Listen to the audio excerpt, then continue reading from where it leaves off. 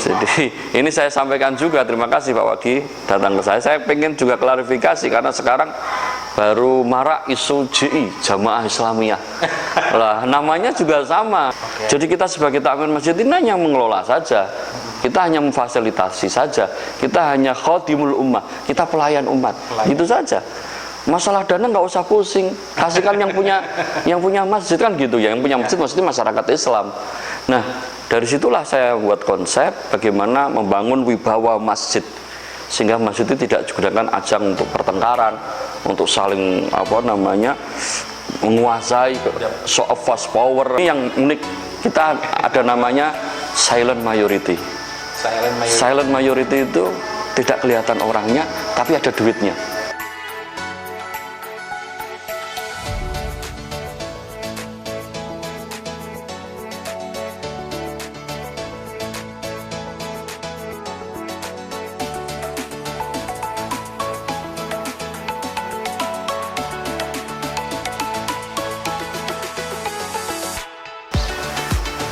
Assalamualaikum warahmatullahi wabarakatuh. Halo guys, alhamdulillah hari ini kita bersyukur banget ketemu lagi dengan saya di channel kesayangan kita bersama yang selalu menampilkan topik-topik yang up to date, Mas Wagi Budisanto. Guys, alhamdulillah tuh hari ini saya bersyukur banget, kita semua bersyukur. Di sebelah saya sudah ada imam besar dari Masjid Dahuratul Imamah Pati ya Pak ya. Ya, beliau adalah Ustadz Sigit Sulistyo LC. Oke, mari kita sambut Pak Sigit. Pak, ya. Oke, alhamdulillah Pak, terima kasih atas waktu yang telah diberikan kepada kami dan kru. Jadi sampai saat ini kami itu penasaran Pak dengan dengan konsep Masjid Dahuratul Imamah ini, dan yang bikin kami pengen kepo, boleh nggak Pak dikepoin ya Pak ya? Ya. Sambil itu kita kepo dulu dengan Pak Sigit. Mungkin Pak Sigit nanti bisa memperkenalkan dulu latar belakang beliau kepada kita semua. Oke teman-teman, yang paling penting hari ini kita niatkan untuk sama-sama belajar thalabul ilmi, karena nanti saya ini salah sosok imam besar loh. Semoga Pak. Baik, terima kasih Pak Budi atas rawuhnya kediaman kami. Tentunya ini bukan yang pertama kami menerima tamu para YouTuber.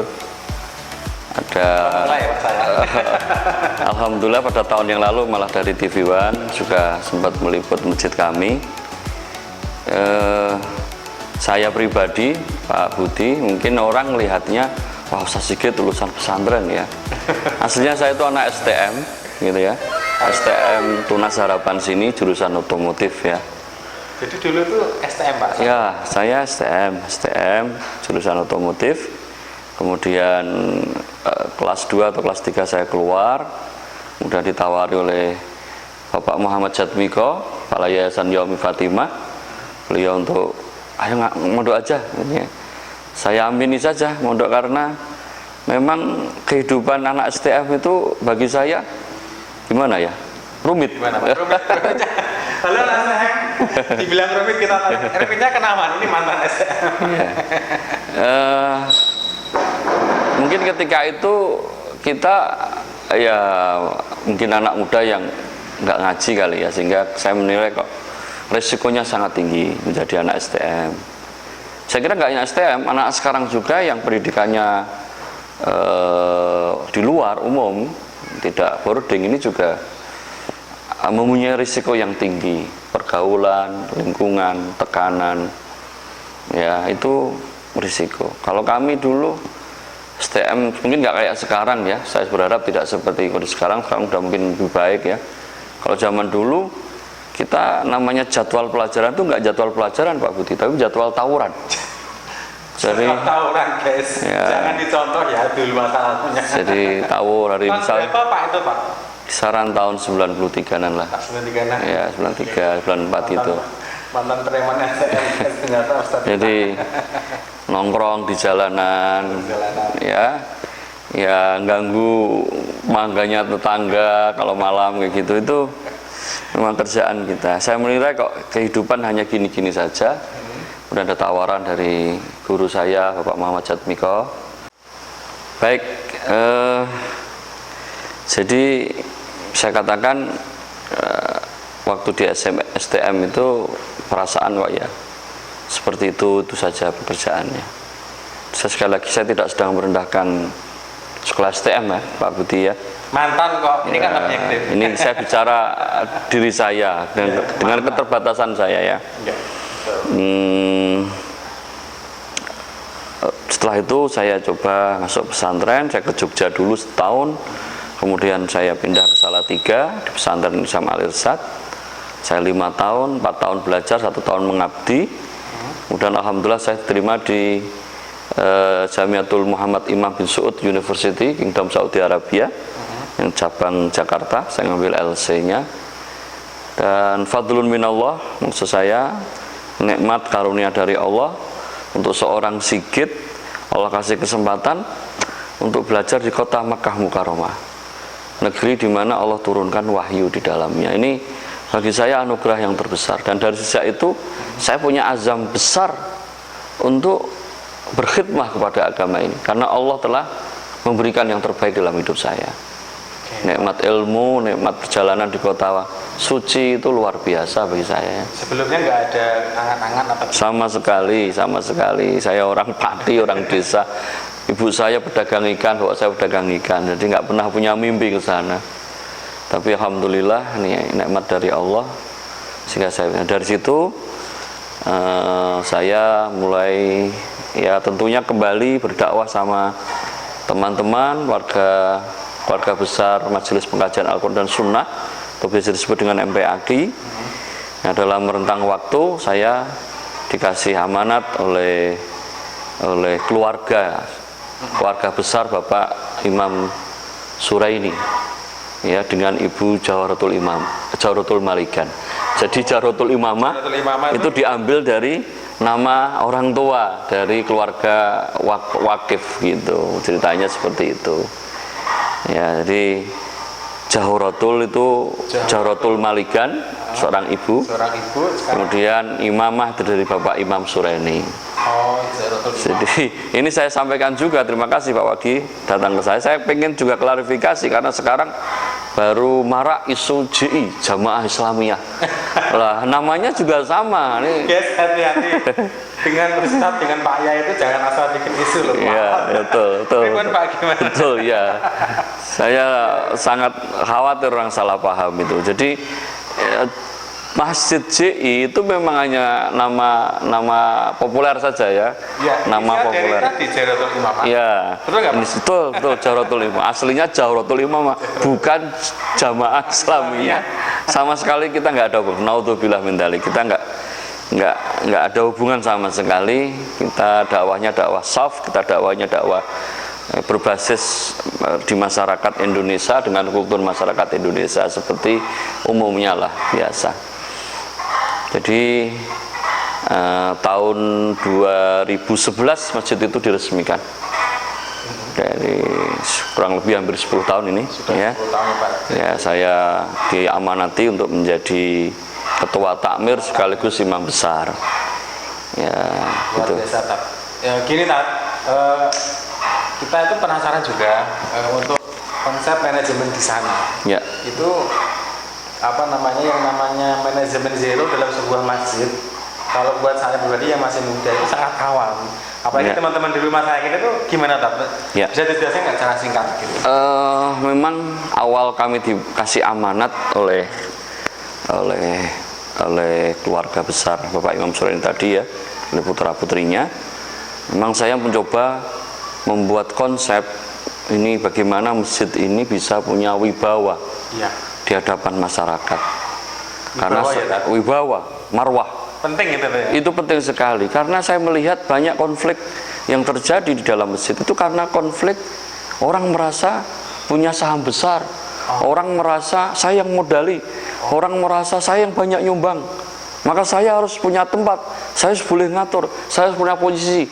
Nah, omongan-omongan seperti ini menurut saya kesalahpahaman yang besar yang terjadi. Saya akan rubah hal tersebut.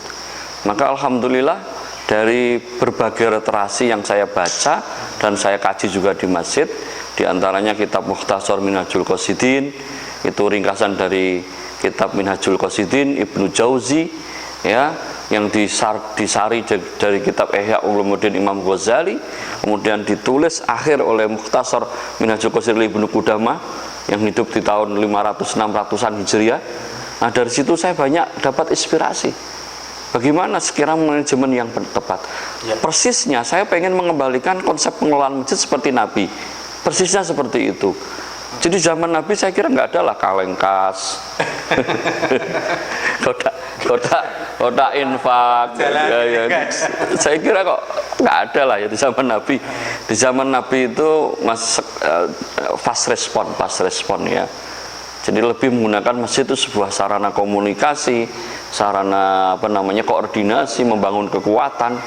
Adapun dana biasanya Rasul langsung pas respon saja. Contoh misalnya datang waktu Rasul mau jihad, kemudian tidak ada dana habis, dia bilang aja di masjid, ya infaklah fisabilillah, anfiqu fisabilillah, kan gitu, infaklah fisabilillah. Maaf tak potong. Berarti dalam konsep untuk membuat saldo masjid itu memang tidak dibikin pembukuan atau gimana? Bukan kayak gitu. Artinya latar belakang berpikir saya katakan bahwa masjid itu memang punya masyarakat. Biar masyarakat yang biayai. Ya, ibarat rumah, biar pemilik rumah yang biayai. Jadi kita sebagai takmir masjid ini hanya mengelola saja. Kita hanya memfasilitasi saja. Kita hanya khadimul ummah, kita pelayan umat. Itu saja.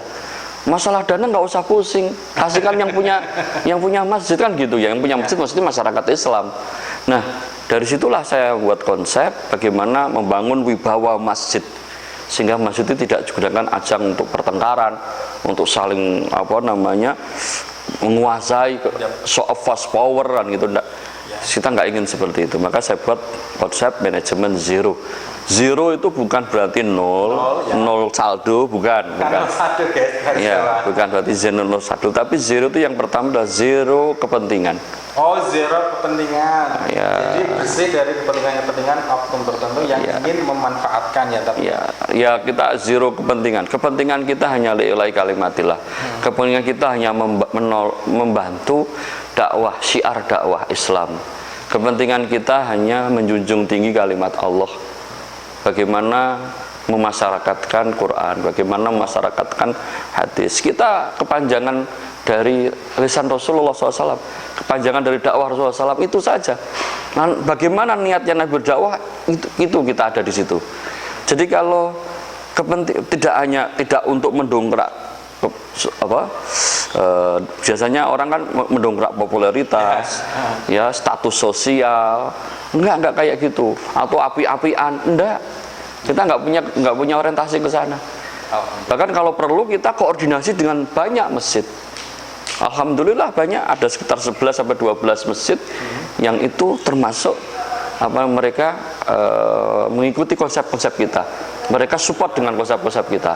Oke, memang benar-benar jauh dari kepentingan. Ingat ya, konsep manajemen zero sebuah masjid itu adalah di mana memang benar-benar zero dari kepentingan tertentu. Nah, kedua, zero modal. Zero modal, guys. Gimana Pak ini, Pak? Zero modal. Modal loh, Pak. Ya, betul. Saya yakin. Saya percaya itu semua butuh modal.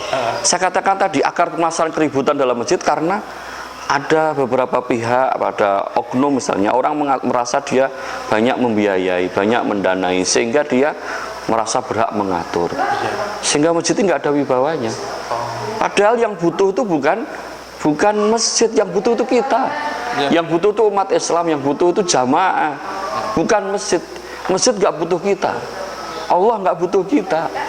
Kita yang butuh ibadah kepada Allah, kita yang butuh mendekatkan kepada Allah, kita yang butuh surganya Allah. Nah, perasaan ini mau saya bawa pada sebuah manajemen pengelolaan masjid, sehingga zero modal. Nggak usah kamu bicara kamu siapa, nggak usah kamu bilang saya yang nggak perlu kita. Kalau Anda nggak mau kita atur dengan baik, silakan cari yang lain. Gitu ya, Tat ya? Bahkan saya sering ngomong gini, kalau Anda nggak infak ke masjid kami, enak, saya bisa tidur. Tapi ketika Anda harus menaruh amanat Anda ke entah itu zakat, entah itu infak, sedekah atau wakaf, maka saya harus bekerja. Kami sebagai takmir harus bekerja. Alokasinya kemana, Pak Tanggung Jawab? Harus bekerja, harus amanat. Dan maaf, Zero di sini bukan berarti kita nggak ada catatan keuangan, enggak. Bukan. Kita akuntabel, kita ada akuntingnya, kita ada alhamdulillah ada jamaah yang kebetulan dia bekerja di pajak, dia membantu saya untuk audit keuangan masjid, sehingga kita transparan. Ya, kita transparan, dan ini yang unik, kita ada namanya silent majority. Silent majority itu tidak kelihatan orangnya, tapi ada duitnya. Guys, bisa nggak dicontoh nih silent majority di seluruh Indonesia nih? Misalnya ya. Gimana?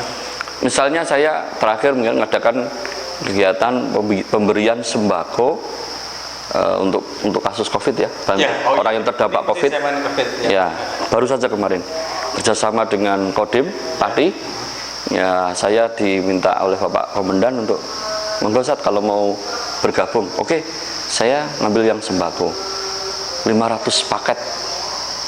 500 paket memang dibutuhkan 500 paket untuk berapa? 21 kecamatan, sekecamatan Hutan Pati. Ya, 21 betul ya? Betul. Ya, Kabupaten Pati. 21 sekecamatan Kabupaten Pati. Ya, tentunya tidak merata, tapi kita pilih berdasarkan data dari Kodim. Itu saya hanya lelang hanya 2 jam. Saya lelang. Itu ngelelangnya di forum apa di grup? Di grup. Oh, di grup. Saya hanya lelang. Ini ada bursa amal soleh. Kita akan memberikan sembako pada orang yang ya, bursa amal soleh. Bukan bursa efek. Ya, memang kita sebut bursa karena persis seperti bursa. Luar biasa yang istilahnya. Nanti kalau Pak Budi mau lihat, next time kalau kita baru lelang bursa amal soleh bisa dilihat. Anda nggak lihat namanya, tapi angkanya keluar. Alhamdulillah, misalnya saya share ketika itu pada Isya, saya share. Oke, jamaah sekalian, ini ada bursa amal soleh, kita akan beri sembako kepada orang fakir miskin dan orang yang terdampak COVID se-Kabupaten Pati. Kita butuh 500 paket, satu paketnya 100 sampai 50 sampai 100. Saya share. Kemudian langsung masuk Japri. Nggak boleh ada nama saya Pak Budi, Sigit, nggak ada. Kita nggak kenal kayak gitu. Ya, gitu ya, dia Japri ke saya, nanti saya unggah. Berarti NN gitu, no name gitu. No name. Kita unggah, misalnya alhamdulillah kita dapat sudah 5 paket. Alhamdulillah 10 paket, sudah. Alhamdulillah 15, langsung 100 paket, 200 paket, langsung gitu. Dalam hitungan 2 jam semuanya sudah terpenuhi dan tidak ada yang tahu siapa yang sudah kok. Oke, berarti memang selama ini yang saya tahu itu di luar sana memang kebanyakan memang sebuah pembukuan atau sumbangan itu biasanya ada namanya. Dan kenapa di tempat Ustadz kok nggak ada namanya? Untuk publik kita nggak kasih nama, karena semangat kita akan menjaga kesuksesan amal. Karena kalau orang perhatikan Pak Budi, kalau ada di suatu pengumuman di masjid ya, infak untuk bangunan masjid ya, si A 100.000, si B 1 juta, si C 500.000. Saya kira nggak ada yang berani nulis 20.000. Kalau toh ada hamba Allah 5 juta, yang ngomong hamba Allah 5 juta ini akan terganggu. Dia gini, begitu lewat, wah saya paling keren, udah banyak, nggak ada namanya lagi, hamba Allah. Jadi saya paling ikhlas ini. Nah, itu perasaan mengganggu, itu terancam, amalannya terancam. Sudah banyak mengeluarkan sedekah, terancam ketidak diterimaannya dari Allah. Kan orang beramal harus diterima oleh Allah. Iya kan? Ya. Syaratnya harus ikhlas. Ya. Yang kedua, satu ikhlas, yang kedua ittiba kepada Rasul, mengikuti contoh Rasul.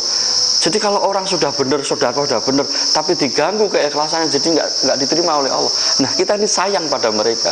Kita kasih edukasi kepada jamaah yang butuh sedekah itu Anda. Jadi nama Anda nggak perlu dipublish. Apa untungnya Anda dipublish kalau sedekah Anda nggak diterima? Oke, itu secara teknis itu seperti itu. Ya. Secara pembukuan juga tetap ada ya? Di pembukuan, nah maka saya hanya melibatkan 2 orang, admin masjid sama saya aja. Jadi semua data nanti saya kasihkan ke admin masjid, diketik, ya, terus ada kwitansi sempurna, disegel, dimasukkan di map. Oke. Dan itu setiap orang yang mau mengatakan, Ustaz saya pengen tahu, Ustaz sudah masuk dana saya, boleh saya bukakan nih. Tapi kita nggak tunjukkan yang lain, dia hanya bisa mengakses punya dia aja. Ya, gitu. Itu tangan buat konsep manajemennya. Jadi itu silent majority. Orangnya nggak ada, duitnya ada. Setelah tadi kita membahas banyak mengenai konsep manajemen zero, mengenai konsep silent majority, kita semakin wow, itu suatu hal yang baru kan kayak itu buat saya pribadi. Harapan juga nanti teman-teman yang di rumah dimanapun yang menonton ini itu juga bisa kita apresiasi, kita contoh Ustaz. Nah, saat ini kan masih masa pandemi kan? Ya. Ada nggak sih program-program selain yang tadi disampaikan di awal? Oh ya, baik. Mengenai dakwahnya jenengan, konsepnya bagaimana? Ya, yang jelas masjid itu hanya fokus di urusan dakwah dan tarbiyah ya. Kita semaksimal mungkin menjadikan masjid sebagai sarana tholabul ilmi. Jadi orang ini pesantren jalan, orang sudah punya, dia kerja, dia aktivitas di luar, tapi pengen belajar, maka kita kasih fasilitas semaksimal mungkin. Kita banyak kajian kitab dan kita syaratkan ustadz-ustadz yang ngajar, para guru, para kiai yang ngajar itu harus menggunakan kitab. Tidak boleh lepas dari kitab, harus semuanya pakai kitab. Maka alhamdulillah dari hari Senin sampai hari Ahad semuanya full ada kajian. Kurang lebihnya kalau kita total ya, ini Pak Budi ada 10 kitab yang dikaji di kitab kita dengan hari yang berbeda dan pengajar yang berbeda. Nah, ini memang saya siapkan seperti itu agar apa? Orang yang tidak punya kesempatan untuk nyantri di pesantren, dia punya kesempatan belajar di masjid. Nah, nanti bisa hunting kadangkala kita diuji di At-Taqwa, Mutakusuman, di Baitur Rahim Winong, di Muhajirin Dole, di Janatul Ma'wa Gebleb, di Al-Falah Gebleb, di Rumah Sakit Fastabik juga ada, nanti di Jami'ul Jawami' di Langan Harjo lah. Pesantren jalanan mereka akan menghunting kapanpun jadwal dikeluarkan. Setiap hari kita keluarkan jadwal. Nah, mereka akan hunting ke lokasi di mana Ustaz Sigit ini ngisi pengajian hari ini. Itu konsep pesantren jalanan. Dan konsep pesantren jalanan ini memang yang khususnya anak-anak muda ya, kurang lebih ada 25 sampai 30 orang kalau ngumpul. Memang di samping sarana tholabul ilmi, menjadikan yang kedua menjadikan masjid sebagai sarana silaturahmi ya.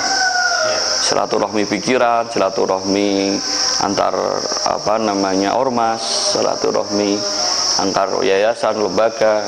Kita bebas lah, kita open mind. Tetap kita ya, terbuka, kita open mind ya. Dulu yang meresmikan masjid kita itu Ketua Suriah NU Kiai Haji Kurdi. Kiai Haji Kurdi dulu yang meresmikan beliau. Kebetulan beliau dulu ketua komisi fatwa MUI, tapi beliau juga termasuk Suriah waktu itu NU. Itu meresmikan masjid saya. Ya, anak saya yang terakhir namanya Muhammad Suhel, itu yang beri nama Muhammad tambahan Muhammad itu Kiai Haji Mujib Soleh. Ya, beliau ketua MUI, beliau juga ya itu, dan tempatnya di masjid kita. Jadi kita open mind aja lah. Ya. Jadi sampai saat ini memang ada konsep yang namanya perjalanan santri. Pesantren jalanan. Nah, sebelum yang ketiga visi kita itu menjadikan masjid sebagai sarana giving, sarana fastabiqul khairat. Orang tuh perlu berbagi. Ya, maka sarana berbagi itu kita juga kasih fasilitas sana. Nah, program-program yang kita lakukan diantaranya pesantren jalanan tadi, anak-anak muda. Kita tidak batasi aturan, kita tidak batasi tempat. Mereka boleh tinggal di rumah masing-masing, tapi ketika ada kajian mereka hadir. Dan ngaji kita tempatnya nggak satu, namanya anak muda. Nggak hanya masjid saja. Kadang di kafe, kadang di gunung, kadang di jalanan, kadang kita touring. Gimana Pak sama anak-anak? Mereka ada panitianya, ada koordinasinya, ada koordinatornya. Saya bilang hanya misalnya kemarin ya, ayo guys kita touring ke Rembang sambil ngecamp ya. Nah, tolong hunting tempat yang oke. Nah, alhamdulillah sana pantai tutup semua Pak. Tapi karena kita pendekatan dengan masyarakat, akhirnya dibuka satu pintu, justru seolah-olah kita punya tempat privat di pantai itu. Maka kita bisa ngecamp, kita bisa bermain di pantai sambil edukasi. Itu kalau ada foto-fotonya, kebetulan saya sudah pesan kalau kita sholat jangan difoto. Tapi ada anak kebetulan yang cewek ya, yang foto pas nggak sholat dia. Kita fotonya ya mereka belusi basah, baju basah, habis renang, saatnya sholat kita ajak sholat. Mereka bertanya, apa boleh saat seperti ini? Ya boleh, memang air laut najis. Berarti ya enggak. Pengenalan langsung. Edukasi bahwa air laut tidak najis, kita sholat di pantai pun boleh. Bahkan masyarakat bilang, kenapa sholat di pantai, gak sholat di rumah saya aja? Oh enggak Bu, ini memang kita mendidik mereka. Saya juga tanya, nah kira-kira tadi ada yang kencing enggak? Ada Ustaz. Lu kok sholat? Kan bersih saat kita sudah renang lama, ya bolehlah kalau sudah renang lama kan gitu kan. Tapi kalau barusan nggak boleh, jangan nekat kalian gitu. Ya itu jadi ada edukasi, ada bicara masalah fikih, ada fun ya dan seterusnya. Anak-anak muda Pak Budi, kita bicara anak muda itu nggak seperti cara berpikir kita. Anak muda selalu melihat sesuatu yang tidak dilihat oleh orang tua. Itu yang tertantang bagi saya. Yang saya sampaikan tadi, seperti nanti malam kita ada soft opening cafe yang kita libatkan anak pesantren jalanan. Dari setting tempat, menyiapkan tempat kajian saya hanya kasih memo saja. Masjid Jawratul Imamah itu saya sudah jarang ngurusi. Yang ngurusi, yang menghandle operasional harian anak-anak pesantren jalanan. Imamnya juga mereka. Karena kebetulan di antara mereka itu ada yang memang tafaqquh fiddin. Sehingga dia punya kapabilitas untuk menjadi imam sebagai pengganti saya. Kalau saya utur jadi imam, kalau saya utur ngisi ngaji, dia ya jadi. Alhamdulillah teman-teman, luar biasa. Beliau sudah menyampaikan begitu tegas, begitu jelas konsep-konsep yang telah dijalankan di Masjid JI, bukan Jamaah Islamiyah ya, catat Jawratul Imamah yang jelas itu kita harus tahu. Jadi jangan sampai terjadi hoax lagi mengenai JI tersebut. Gini sekarang ini masih masa pandemi ya.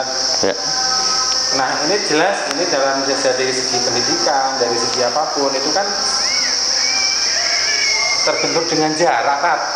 Ya. Waktu maksudnya kan nggak bisa ketemu langsung. Jadi secara sistem pengajaran kan tetap akan namanya kurang maksimal kan. Itu ada nggak sih tips-tips khusus buat orang tua di rumah, teman-teman di rumah supaya agar untuk edukasi agama tetap jalan, di sekolah tetap jalan. Gimana tadi? Di masa pandemi, karena ini sudah hampir 1 tahun ya. Iya, jadi mau nggak mau ini menuntut takmir masjid juga berpikir kreatif, maka memang ada kalanya kita tarik ulur ya, ada kalanya kajian kita tutup, tapi sholat waktu kita tetap jalan ya, Jumatan tetap jalan, kajian kita tutup saat. Intinya pertemuan-pertemuan yang mungkin menjadikan banyak kerumunan dan dalam waktu yang panjang itu kita off-kan dulu jika memang Kabupaten Pati dalam kondisi zona merah ya. Kalau zona hijau kuning kita jalankan lagi pengajian, kita adakan lagi kajian-kajian ya. Ketika masa pandemi kita menggunakan live streaming YouTube ya. Itu dengan harapan memang teman-teman yang nggak bisa hadir bisa stay tune di rumah masing-masing kan gitu. Nah, kemudian ya kalau toh kita harus menghadirkan, maka kita model protokol kesehatan, physical distancing, pakai masker ya, berjarak dan seterusnya lah. Nah itu kita tegakkan sehingga alhamdulillah ya memang akhirnya kalau dulu biasanya kita kumpulkan di ruang bawah, ruang serbaguna ya. Kalau masa pandemi ini atas bawah kita pakai semua karena harus berjarak. Kadang taman juga kita pakai. Nah itu yang jelas masa pandemi ini tidak menghalangi kita untuk belajar, untuk ngaji ya, sehingga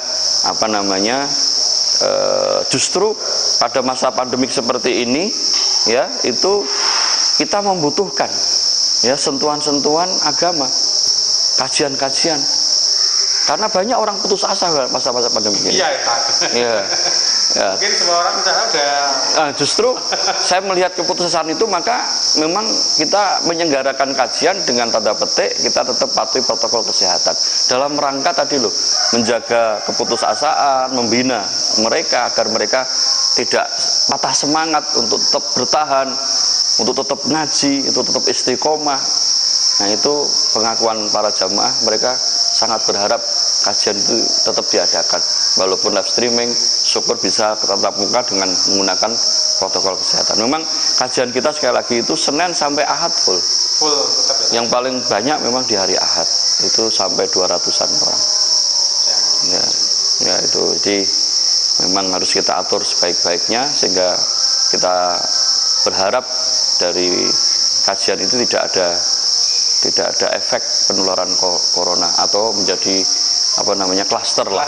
Ya, kita tidak berharap ya, itu. Dengan banyak orang berketulan. Ya, ya. Secara teknis memang kita sudah memperhatikan protokol, tetapi secara orang itu kan masih aku takut. Ya. Zamannya seperti ini. Nah, itu kan kadang menghalangi orang untuk ingin berbuat sesuatu yang lebih baik. Tapi dalam melihat konteksnya ya semoga mereka masih ada inisiatif dengan konsep-konsep yang ditawarkan tadi, live streamingnya, ada tadi pesantren jalanan tadi dengan konsep protokol kesehatan. Nah, jadi tidak ada alasan lagi untuk berniat untuk mengaji ya tadi. Ya. Mungkin closing statement ya sebelum terakhir bahwa prinsip saya pribadi sebagai orang diamanati masjid ya, dalam berdakwah ini kita tidak perlu takut dengan dana gitu ya? Karena sekali lagi kita ini bekerja untuk Allah ya, biar Allah yang cukupilah dengan caranya, tinggal kita yakin nggak. Dan kalau kita yakin insya Allah Allah cukupi ya, alhamdulillah rentang waktu 10 tahun kita nggak punya masalah yang berarti. Bahkan ya kita membantu sebagian masjid-masjid teman kemarin, masjid teman dan masuk jamaah dan beliau Bapak Kasdim ya, ada masjidnya kurang pintu, sudah jadi tapi kurang pintu, ditawarkan kita bantu. Ya, ada masjid mana diceluak juga katanya sudah selesai tapi kurang finishing. Ketua panitianya bilang ke saya katakan ya monggo kita bantu ya. Terus kegiatan-kegiatan sosial bencana alam kadang kerjasama kita juga dengan MPAK, artinya kita melalui MPAK menyalurkan dana-dana bencana dan seterusnya. Nah ini alhamdulillah nggak ada problem sama sekali, tinggal kita mau nggak bergerak. Nah, insya Allah kalau kita mau bergerak Allah yang akan cukupi. Yang kedua tentunya saya ucapkan banyak terima kasih di semua pihak ya, tidak lupa ini juga support besar dari Bapak Muhammad Jatmiko ya, selaku guru saya yang sebagai pemimpin Yayasan Yaum Fatimah, beliau juga ketua umum Majelis Pengkajian Al-Quran, beliau banyak support kepada kami yang kepada saya, dan kemudian segenap takmir masjid ya yang setia. Mereka udah tua-tua tapi setia menemani saya. Kadang juga saya muda kalau melihat dengan beliau saya malu ya. Jadi takbir kita ini, kemudian anak-anak pesantren jalanan yang alhamdulillah istiqomah selalu membantu dan mengawal semua kegiatan masjid, mensukseskan kegiatan, dan seluruh jamaah ya, jamaah Masjid Jardul Imamah yang juga mereka setia untuk senantiasa menghidupkan dan memakmurkan masjid apa saja ya, masjid siapa saja. Kita prinsipnya tidak terbatas pada masjid kita, masjid JI saja. Bahkan saya sering sarankan ya, kalau Anda murid saya maka makmurkan semua masjid dimanapun Anda berada. Kalau Anda butuh bantuan bilang kita akan bantu semampu kita. Nah itu, dan tidak lupa juga kita berharap semoga wakaf dari keluarga besar Bapak Imam Sureni ini juga benar-benar bermanfaat ya, sehingga bermanfaat bagi umat, juga bermanfaat bagi beliau yang sekarang juga menanti-nanti pahala dari jariah wakaf masjid ini. Sehingga memang filosofi kita pengen masjid ini menjadi menara gading amal. Jadi setiap orang boleh menanam menara gading di masjid kita ini. Karena menara gading ini harus kita miliki di akhirat, tidak di dunia. Maka kita harus jaga keikhlasan kita ya, agar tidak meleset amalan itu dan bisa kita bawa sampai di akhirat. Ya gitu. Alhamdulillah waktu itu luar biasa. Jangan-jangan itu saya dan teman-teman tuh mau ngobrol tuh sampai berjam-jam. Ini kan udah keterbatasan waktu juga dan juga dengan juga banyak agenda. Di sini juga ada agenda pesantren jalanan di kafe juga di Pati, salah satu kafe di Pati. Kami sejak mulai harus kami ucapkan terima kasih banyak sudah menerima kami, sudah berbagi ilmu ya teman-teman ya. Jadi tadi banyak sekali istilah-istilah baru yang disampaikan sama beliau. Semoga yang jelas tujuan kami di sini adalah untuk menebarkan energi positif bagi siapapun juga. Apapun itu, yang penting kita harus niat dulu ya kan. Niat berani menjalankan. Insya Allah akan memudahkan seperti itu. Oke Pak Ustadz Sigit. Baik. Ya. Kami ucapkan terima kasih kepada teman-teman di rumah yang menonton. Apabila dalam penyampaian kita tadi ada yang kurang berkenan, kami mohon dimaafkan. Wassalamualaikum warahmatullahi wabarakatuh. Ya. Assalamualaikum warahmatullahi wabarakatuh. Ya.